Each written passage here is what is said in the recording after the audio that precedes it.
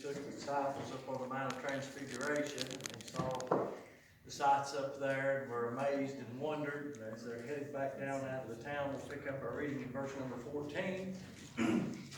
The Bible said, when they were come to the multitude, there came to him a certain man, kneeling down to him, and saying, Lord, have mercy on my son, for he is lunatic, sore vexed, for oftentimes he falleth into the fire, and oft into the water. And I brought him to thy disciples, and they couldn't cure him. Then Jesus answered and said, O faithless and perverse generation, how long shall I be with you? How long shall I suffer you? Bring him hither to me. And Jesus rebuked the devil, and he departed out of him, and the child was cured from that very hour. Then came the disciples to Jesus apart and said, Why could not we cast him out? And Jesus said unto them, Because of your unbelief. For verily I say unto you, if you have faith as a grain of mustard seed, you shall say unto the mountain, Remove hence to yonder place, and it shall remove, and nothing shall be impossible unto you. And very familiar story, very familiar text. I'm afraid we've taken for granted that we understand stories, we've heard stories, we've got it figured out, but I'm glad we've talked about it time and time again. It's a living scripture, amen. His grace and His mercies are renewed day by day for us, and they'll help us. But here in verse number 14, I want you to notice there's a multitude. There's a small amount went up on the mountain, but there was a big, as they come off the mountain into the valley, there's a large crowd standing there, but there wasn't but one that was going to get what he needed. No doubt, even in a number this size tonight, there's people in this building, we have needs. You have issues, and I have issues, and you have problems, and I have problems. But the thing is, that the difference is whether we're on the mountain or in the valley, but He's still the same God as they just sung, whether you're on the mountain or in the valley. But we see in verse number 15, as we learn about this man, he said, Lord, have mercy on my son, for he's a lunatic and sore vexed. For oftentimes he falleth into the fire and oft into the water. We see his need is his son. He said, Lord, would you have mercy on my son? And we learned that he's a lunatic. And if you study that out, that's often dealing with mental issues or troubles. And we can read on down through here and find out that he had a devil, amen. There's a lot of people don't believe that, and that's fine and well. There's a lot of people who got devils in them today. That's the evilness and wickedness and the things of this world. But we see he's got some mental problems, and we see that he's sore vexed. And that word phrase, sore vexed, means he suffers miserably. And there's a lot of people around us tonight, you know them and I know them, and a lot that we don't even know of that are suffering tonight mentally. They're sore vexed with some things. We could go over to Luke chapter 9 tonight and read this same story. And the Bible said over there that they hardly ever departed. The pain didn't go away. The problem didn't get any better. It just stayed there. It stayed there. There was very little time, if any, that this young man didn't suffer. And I began to think about how a lot of us have got children or grandchildren or brothers or sisters or family members that are suffering tonight, and they've been in pain, they've been in agony, they've had some demons about them, if you will. They've had their problems, they've had them for a long time, and there's not a whole lot of time that they're not suffering with. They said he often would fall into the fire and often into the water. And I read those things, and you could read tonight, and you could find out some people said they was trying to ease them for a long time. I've been covered with this rash, and it burns all over your body, and there's nothing you can do with it. And the best thing that I've found to help me is to get into the shower and turn that water on as hard as you can stand it and just scald it. And it burns to the skin. I mean, it hurts, but at least it takes away and changes the pain for a little bit, and you get some form of relief. And he would get into the water, and sometimes cool water would help or things of that nature. And I mean, it could be speaking that, but I don't believe that that's what he's speaking of if you read it in context. He said oftentimes he would fall. That word fall means to err. It means to make a mistake. It wasn't he was getting in the fire on purpose. He wasn't getting in the water on purpose. The Bible said oftentimes he would fall. That means he failed. He erred. And that fire right there, it means the tests and the trials of this life. And you have tests to deal with, and I have tests to deal with, and trials to deal with, and all these things. But we see the results of these fires, the results of these trials was the waters. And I think that speaks of the storm. Every time a test or a trial comes and we fail that thing and it takes hold on our life, the storms of this life come and we end up in trouble. We end up with all these issues and problems and we can't seem to get away from them. Verse number 16. The Bible said, I brought him to thy disciples and they couldn't cure him. The Father had did all that He could do for His Son. He wasn't able to do any more. He wasn't able, I'm sure, no doubt, just like the woman with the issue of the blood, his daddies took his son to these doctors and they couldn't do anything. And here Jesus has given His disciples power to raise the dead and do all the things that He can do. And He sent them out to do all these things. And here they went. No doubt this man heard this story and said, hey, my daughter had this disease, or my husband, or my brother. No doubt he had heard about the blind being healed, or about the lame and all their things. He thought, boy, if I could just get my son to God, if I could just get my son to those disciples, if I could just get over there in one of those meetings, heck, if I could just get him to church, it would definitely help him. And he took him. And they prayed with him and they prayed for him. But he didn't get any better. He didn't get any better. But I'm glad this man didn't give up. I'm glad he didn't stop and say church couldn't help him. I'm glad he didn't stop and say, hey, the disciples wasn't good enough for him. The prayer didn't get it done. I'm glad he continued. He was persistent. He was faithful. When he done all he could do to stand, he just kept standing. He just kept going and pressing forward toward that mark. And he just continued on. And I began to think about how many of us, we've told our family members, we've told our loved ones about the Lord. We've prayed with them, we've talked with them, we've had the preacher come and sit down with them, we've brought them to church with us, and all these things has come about. But it didn't seem like it helped. They didn't get any better. Maybe they quit for a day, maybe they quit for two, but they're still sorely vexed. The issue's still there, and it don't hardly depart. But I want you to notice verse 17. Just because the disciples couldn't do it, didn't mean God couldn't. Right. Verse number 17, then Jesus answered and said, O faithless and perverse generation, how long shall I be with you? How long shall I suffer you? Bring him hither to me. We see the issue here. We see the problem here. I want you to notice what he says in the beginning as soon as he speaks. He didn't just say, bring him hither to me. He said, O faithless and perverse. You look up that phrase there, that terminology, that faithless means to have very weak or very little to no faith. And these are his disciples. These are people that had believed. These are people that had followed. But the situations and the circumstances, their issues, their problems had taken a toll on them, not only physically, but spiritually. And now it's taken a toll on their faith. In other words, they've not lost their salvation by any means, but they do not trust God in the way they have in the past. They didn't put their trust in Him and their faith in Him like they once did. And then we see the reality. He said, "Oh, faithless and perverse generation." That phrase perverse right there means to turn the back or to turn away. Do we not live in a faithless and a perverse generation tonight? I'm trying not to say perverted. You've got to be real careful, but that's a reality too. That comes from the faithless and perverseness. But we live in a crowd in a country that used to believe God, that used to trust God, that used to fear God, that used to serve God, and now their faith's got weak, their faith's got low, and they've turned away from God. So he calls them out on that. But I'm glad just because they turn away from God and because you and I might not have any power tonight, I'm glad God's still got power. Just because you and I can't don't mean He can't. Amen. Aren't you glad for the reality of that? But He speaks and He gives them an invitation. He gives them an opportunity of help. But when He said, just bring him hither to me.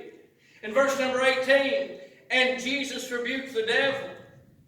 And he departed out of him. The child was cured from that very hour. The disciples, I don't know how many of them had prayed. I don't know how many times they've laid hands on him. I don't know how many meetings he's been in. I don't know how many tears mom and daddy shed. I don't know how many doctors have said no hope. But I'm glad when Jesus hit the scene and said, just give him to me and I'll take care of it. That very hour, he was cured and made whole. Verse number 19. Then came the disciples to Jesus apart. They was ashamed. They wouldn't do it in front of the crowd.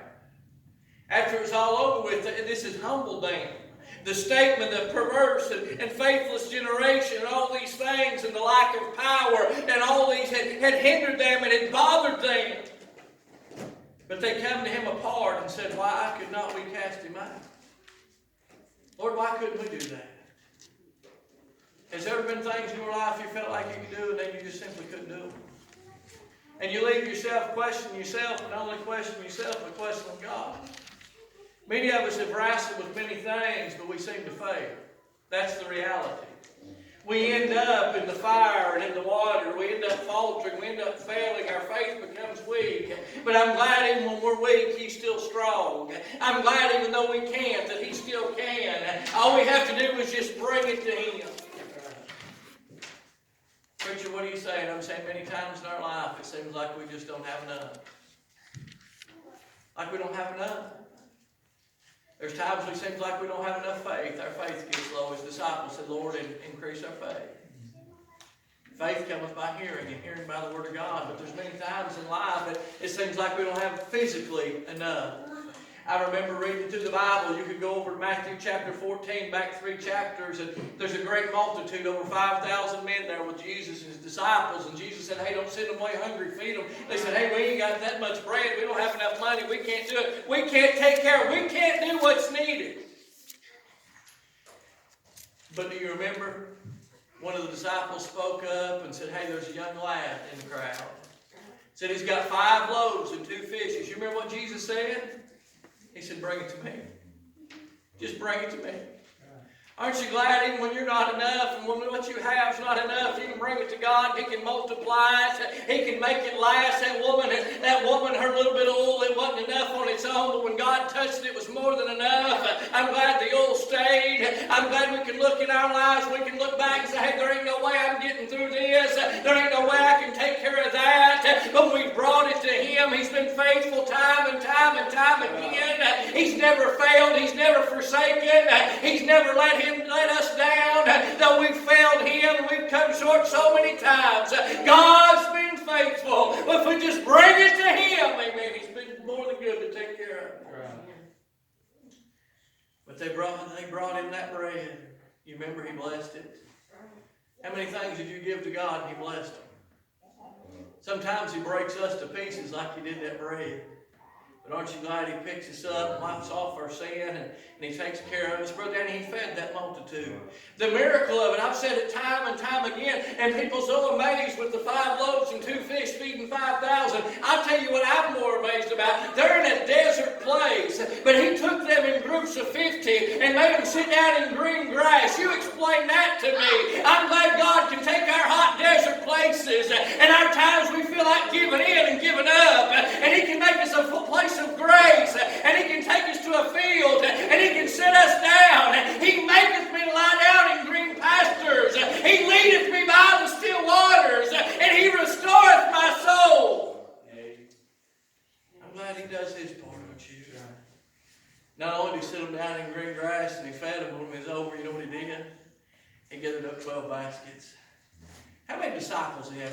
Anybody remember? 12. I think He might have tried to encourage their faithlessness a little bit. Said, y'all said there wasn't enough here. Take this home. I want you to go tell people He fed you, supplied for you, and everybody else, and He had something left over. You know what? God's still got more grace tonight. His grace is exceedingly and abundantly above all we can ask or think, and He's faithful and able to do just that. Say, preacher, I've got what I need. I don't really have a whole lot of needs. Well, I'm glad because my God will supply all your needs anyway. There's many times in this life we get tired and we get weary. We can't seem to find rest no matter where we go, no matter what we do. We can't seem to find rest. But I'm glad He said if we just bring it to Him, we can have rest. Preacher, what are you talking about? Jesus said, come unto me, all you that labor and heavy laden, and I'll give you rest. Jesus said, just bring it to me. Just bring me your burden. Just cast all your cares upon Him. Just come to where He is. Get where He is. Humble as a little child. And just give it to Him. And He'll take care of you. He's faithful. Come unto me, all you that labor and heavy laden. He told the children of Israel, He said, how oft I would have gathered you as a mother hen does a brood. I'd gather you under my wings, and I'd comfort you, and I'd protect you, and I'd feed you. And He said, but you would not. How many times has God tried to help us and we just wouldn't take His help? How many times He tried to encourage us and bless us, and it wasn't our way or what we wanted, so we wouldn't accept that? Hebrews chapter number 4, the Bible declares, there remaineth the rest. There remaineth the rest for the children of God. I'm glad that there's a peace of God that passeth all understanding. Our world and our life can be falling apart, but if our faith and our trust is in Him, we can find rest. I'm glad He giveth rest, aren't you? I thought about when we're sick and when we're afflicted. We can just bring it to Him. Matthew 8:16. The Bible said they brought unto Him many that were possessed with devils, and He cast out the spirits which with His words. And He healed, notice this, all that were sick. Do you see that? All that were sick. Each and every individual, the whole group, all. He healed all that were sick. Matthew chapter number 9, verse number 2. The Bible said, behold, they brought unto Him a sick man with palsy. You know that story. They brought him. You know what He did? He healed him because He brought him unto Him. Matthew chapter number 18, verse number 22. The Bible said, then was brought unto Him a man possessed with a devil, blind and dumb, and He healed him. The blind did see, the dumb spake, and the deaf did hear. What was the difference? They brought it to Him. They brought it to Him. How many things afflict us and hinder us and hurt us tonight? How many things do we wrestle with? See, we wrestle not with flesh and blood, but with principalities and powers and things and rulers of darkness and all these things in high places. You know what that means? It means you can't deal with it. But He can. About every one of these stories, if you'll read, when they were sick, when they were blind, when they were deaf, when they were dumb, it says that they were possessed with a demon. Then I began to think, what was this man's problem? It was his child. It was his child. Brother Ann, there's a lot of broken-hearted mamas and daddies in this world tonight that say, that ain't the way I raised them. That ain't the way I taught them. That ain't what I showed them. They're not going the direction they're supposed to go. They're not doing what they're supposed to be doing. And I began to think, boy, how we need to get them to God. Matthew chapter number 19, verse number 13, the Bible said, they were brought unto Him little children. They were brought unto Him little children. Preacher, what are you saying? I'm saying we've told them. We've talked to them, we've argued with them, we've fought with them, we've squalled with them, and everything else. We've brought them to church, we've forced them to come, and we've done all this, that, and the other. Preacher, what are you saying? I'm saying this tonight. We've wrestled with it long enough. It's time to rest. It's time to just give it to God. The reality is, if God can't do it, then it can't be done. If God can't deal with them, if God can't draw them, if God can't save them, then they can't be saved. I talk often about my grandmother. I remember for years, every time I seen her, it was all she talked about was the Lord, and about going to church, and about doing this, and about doing that, and the way I was living wasn't right, and what I was doing wasn't right. It always turned into an argument. You know, for the last year or so of her life, as she battled cancer, and she was sick, and she was weary, she didn't tell me any of those things. She'd say one thing: praying for you. Praying for you. I'm praying for you. Then at her funeral, mine's a funeral home in Fountain City, the man of God preached the Word of God. You know what I promised Him? I laid down under that vehicle and I said, God, would you just forgive me? God, would you just save me? God, would you just help me? And you know what? Immediately, that very hour, God took care of the need. Thought about all of our burdens and all of our cares. We're so weighted down with things, the cares and troubles of this world and this life. Our situations and our circumstances, the headaches and the heartaches and all those things. He said, casting all your cares upon Him. You know what He's saying right there? Just bring it to me. Just bring it to me. Just give it to me. We could read tonight, we could say a sinner can find salvation there. We could say a sinner find, for whosoever shall call upon the name of the Lord. You know what that is? That's just coming to Him. He said, for whosoever will come, let them come and drink the water of life freely. You know what? He's given an opportunity and an invitation to come to Him. I close with this tonight. John chapter 21, verse number 25. Listen closely. The Bible said, and there were also many other things which Jesus did, the which, if they should be written, every one, I suppose that even the world itself could not contain the books that should be written. And he closed out and he said, amen. See, we've got just a piece or a picture or a part of reality tonight in the Word of God. We've got enough. We've got the Word of God, don't get me wrong. But every story, everything he ever done wasn't written in those 3 1/3 years. And if he done that much in 3 1/3 years, how much has he done in 2,000 years since then? How much has he done in your life and in my life since then? All because we bring it to him. Now the choice is yours. You know your burden. You know your trouble. You know your issue. You know your problem. You know you can't do anything with it. Apostle Paul had that thorn in his flesh. No doubt he tried to dig that thing out. No doubt he poked and prodded at it, and he realized, I can't do anything with it. But you know what he did? He just gave it to God. And God said, my grace is sufficient. I ask you though tonight, will you be like the multitude? Will you just stand back with your issues and with your trouble? Or will you be the one coming down and calling out to him, saying, have mercy and help me, and just bring your issue to him? I want you to know, though, when this man got help, when he brought it to him, and when he left it there. The old songwriter said, just bring it to Jesus and leave it there. So many times we bring it to him, we claim we give it to him, but our faithlessness and our perverseness comes in, and we pick it up and take it with us. That's why we worry about it. That's why we struggle with it. But I ask you tonight, whatever that is you're wrestling with, whatever it is you're dealing with, will you come one time and trust God with it and just leave it there? Just bring it to him and he'll help you. If you've got need tonight, would you come?